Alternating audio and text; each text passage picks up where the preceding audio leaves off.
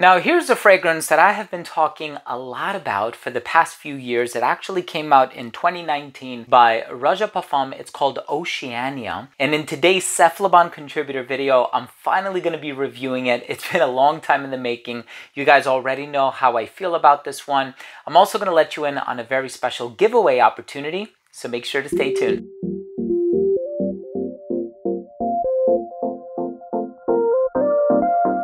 Now, before I begin today's episode and I give you my thoughts on Oceania by Roja Parfums, I'll tell you about the notes, the smell, the performance, longevity, comparisons, also let you know on what you could do in order to enter for your chance to win a bottle. I do want to start things off by saying that if you're a fan of fragrance-related content, please do consider supporting the channel by subscribing to it. Hit the bell icon so you can be notified whenever I do upload future videos to the channel. And of course, give this video a thumbs up if you enjoyed it, or if you took something of value from today's episode. It would really mean a lot to me. Now, if you would like to participate in the giveaway, all you have to do is shoot on over to cephalabon.com, because this is a Cephalabon contributor video. It's going to be the first link down below in the description box. After you've read through the article and have become a registered reader, just leave a comment on the article. That's it. That's all you have to do.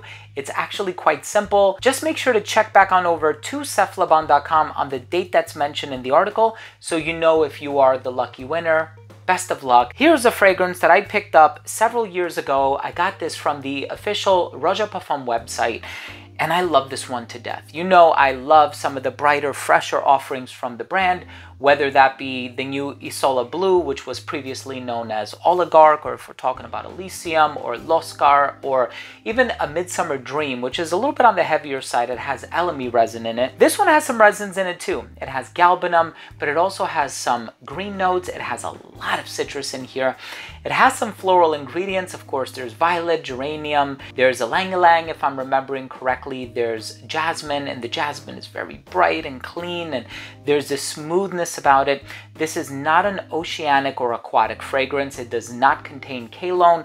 These were the words of the perfumer Roja Dove himself. In any case, I'm going to tell you all about the smell, what I get from it, how it evolves on my skin, and why I think this is an amazing, amazing, amazing spring and summer fragrance, and why I've been speaking about it for years now. Let's go ahead and start things off with a quick look at the presentation.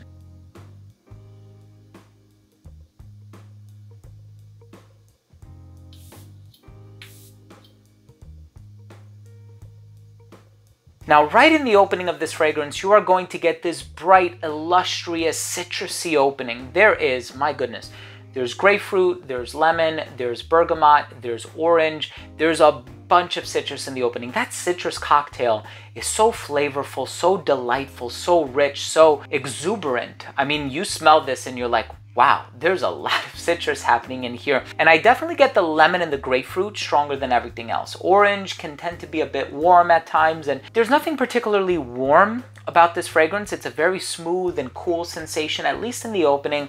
I know geranium, which is in the heart, has a rosy and even a minty smell at times, and you're getting a tad bit of that, nothing crazy. I do get that clean violet, and I do get that ylang-ylang with the jasmine, and the jasmine just adds this purity and serenity to the composition, which I think is quite beautiful. You give this fragrance a chance to settle down, you're going to get cedar, moss, you're going to get musk, you're going to get some other woods, you're going to get galbanum and benzoin. The galbanum is also kind of green. So really, when you take a look at the bigger picture, if you zoom out a little bit and you kind of take a look at the notes in a holistic way, you'll notice that this one is very citrusy, clean, floral, and slightly green in the dry down. I think that best describes this fragrance. Now, you know, there's a touch of lavender in here, so it's a little bit herbaceous, if you will. It's a little bit aromatic. So it does seem to go in a few different directions, at least initially, when you're considering all of the notes that are in here. And I think they all play a very fair role. Even when it comes to the galbanum, I mentioned that it's green, there's a bit of moss, but then there's also vetiver. So when you smell it and you spend enough time with it, you'll realize that, oh yeah, this is the effect that the vetiver has in here. But of course, the notes that I'm about to rattle off are the ones that, in my opinion, are the most strong. The lemon, the grapefruit, the violet, the geranium, the cedar, and the galbanum. These 6 ingredients really make up this fragrance. The lavender is really nice and it has a very strong personality to it. There's juniper in the dry down. I think it marries the cedar wood for that sort of, woodsy combination that you get from it. But at the end of the day, Oceania is this beautiful, bright, exuberant, uplifting, clean, citrusy, slightly green and earthy fragrance that is great for the hotter weather. And it doesn't smell like an ocean per se. It doesn't have a lot of oceanic or aquatic ingredients in here. So it's not going to smell ethereal and ozonic in that sense. It's not going to be like an Aqua di Gio or a Cool Water by Davidoff. But it does have its own special, unique charm to it.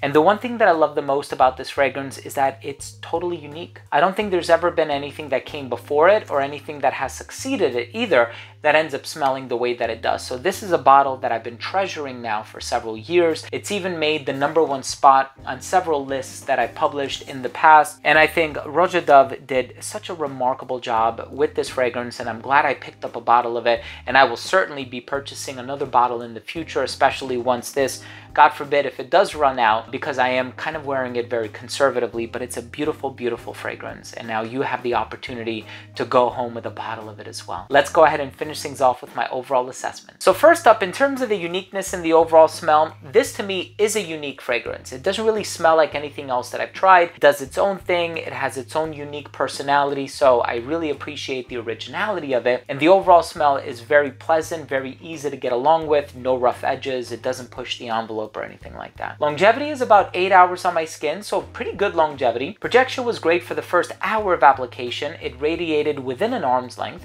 It became an elbow's length scent right around hour 5 and a skin scent right around hour 8. So just some things to keep in mind as far as the performance is concerned. Versatility, totally unisex. Anybody of any age, perfect for the spring and summer, perfect for a formal occasion, and if you can afford it, I think this one would work really well casually as well. And I think this one will appeal to anybody of any age, so any demographic, to be honest with you. It's incredibly versatile. The only thing is, as far as the notes are concerned and the overabundance of citrus, I just wouldn't wear it in the colder weather. I don't think it's the ideal, fall and winter fragrance, especially when you have fragrances like Harrods and Diaghilev and Apex and Scandal and Danger and Enigma. Those are all great for the colder weather, so I wouldn't wear this in the colder weather. And as far as the presentation is concerned, love the graphic, love the crystals on top of the cap. My final verdict on this fragrance is, in my honest opinions, I would not have acquired it if it weren't for this reason. I bought this one because it's an amazing Roja Parfums fragrance.